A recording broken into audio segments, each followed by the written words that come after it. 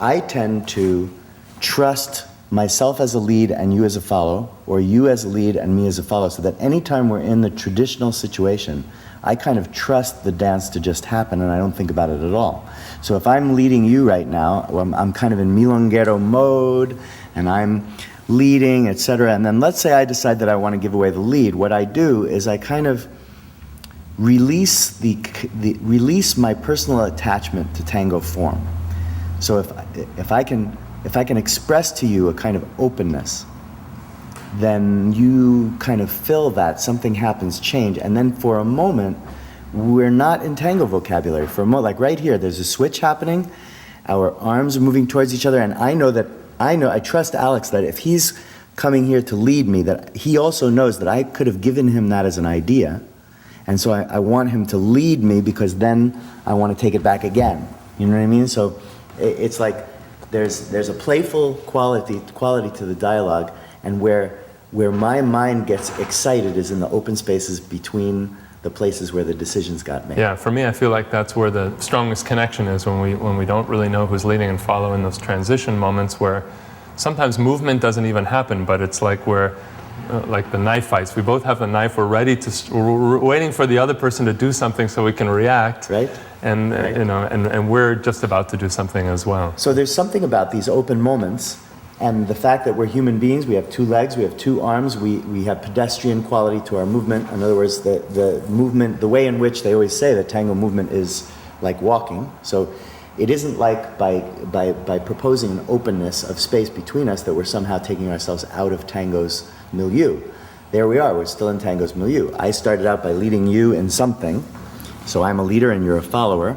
And then, right here, I'm starting to saccata, but I'm also releasing any idea that I might have about where I am in this place. Now, when you actually took over the lead, my body responded as follower.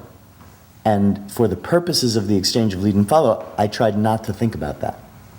So that my mind is available for the open space. So as soon as we get to a place where something is happening that's not traditional tango, like right there, I was not clear that your decorative vocabulary was follower.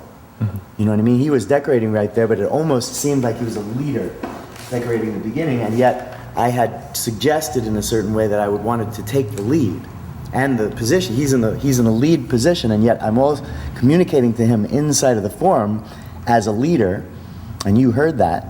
So he went follower on me. So this decoration that had started as a leader's decoration became a follower's decoration as the consciousness shifted. And could we follow through on this entire step with me as a lead and he as a follow in position of Alex leading me? Or might I have changed the position? Or now that Alex has taken over the lead, could I initiate a change of the upper body position to my lead while he's still got me in a movement where he's leading me? I have to say that I love this stuff. You know what I mean? Now, regardless of whether it represents some trajectory into future form, or whether it's just a pedagogical tool that we could share with our students, or maybe it's because we spend so much time teaching and because we're so locked into the specifics of real traditional tango or nuevo tango or whatever, that it's just a kind of joyful experience to get out of that mindset, to get out of that mind state. Yeah, and it seems to be the interplay that, that should happen in tango. Like we sometimes say, it's like a game of chess, even with the follower, the lead does one thing, and then, what is the follower's response, and then the leader responds to that. It's just that what we're doing here is sort of amplifying that and actually physically changing the embrace. We're extrapolating this idea of pure interplay without the conventional rules or set of rules of the leader has to be in this position, follower has to be in this position.